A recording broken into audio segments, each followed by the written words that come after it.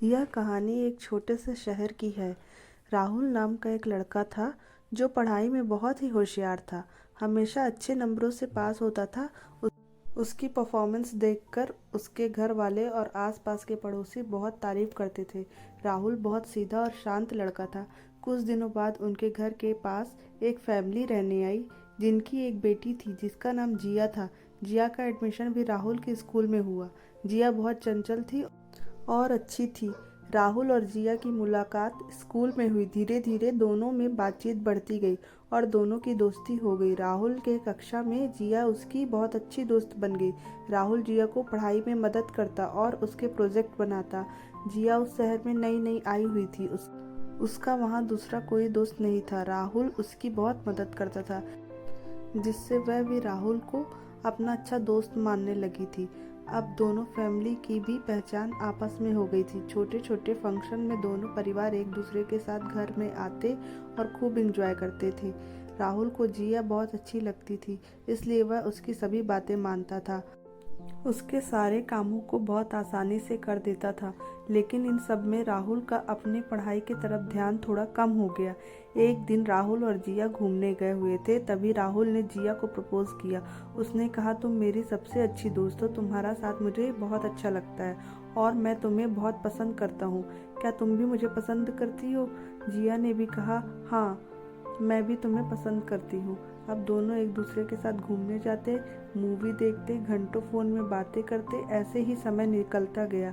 राहुल मानो जिया की अलग ही दुनिया में खो गया था। फिर उनका रिजल्ट आ गया। जिया पास हो गई, पर राहुल जो पूरे क्लास में फर्स्ट आता था वह बस फर्स्ट डिवीजन आया। उसके माता पिता भी बहुत चिंतित थे रिजल्ट देख के। राहुल दुखी तो था पर अपनी ही दुनिया में खोया हुआ था। फिर आगे की पढ़ाई के लिए दोनों अलग अलग शहर गए। राहुल का वहाँ भी वही रवैया था, बस दिन भर जिया के बारे में सोचता और उससे बातें करता। कुछ दिन ऐसे ही बीता। दोनों बड़े हो रहे थे। अब जिया के नए शहर में नए दोस्त बनने लगे थे। राहुल का उसे हर समय फ़ोन करना, छोटी छोटी बातें पूछना उसे अच्छा नहीं लगता था। जिया अब उसे चिल्लाने लगी थी। एक लड़का जिसका नाम नितिन है, जिया का अच्छा दोस्त बन गया था।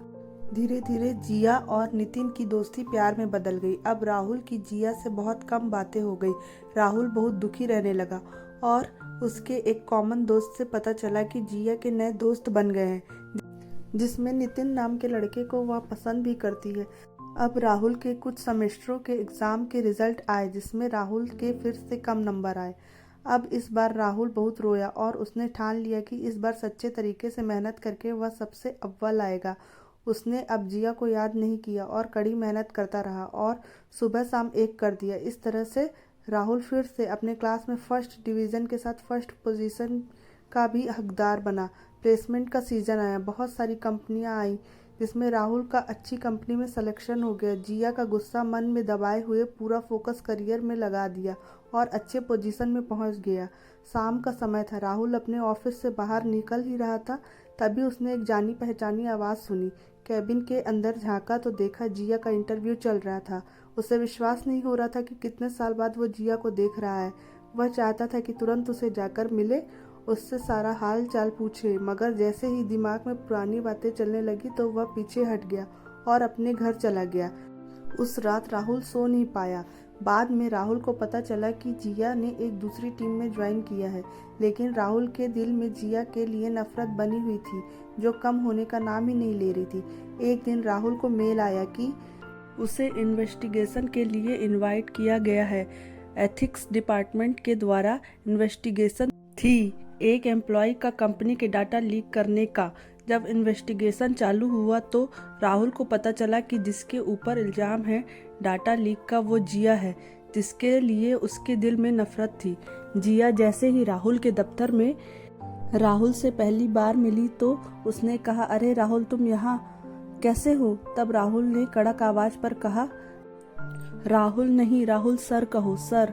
और तुम होती कौन हो मुझसे ऐसे बात करने वाली? तुम्हारे ऊपर इल्जाम लगे हैं और अब तुम्हें रोज इंक्वायरी के लिए मेरे पास आना होगा। जिया ने अपनी सफाई पेश करते हुए कहा कि उसने कुछ नहीं किया है, उसे फंसाया गया है। लेकिन राहुल बोला, अब तो बाजी मेरे हाथ पर है और मैं भूला नहीं हूँ तुम्हारे धोखे को, और अब समय आ गया है कि तुम्हारी बेवफाई का अंजाम तुम देखो।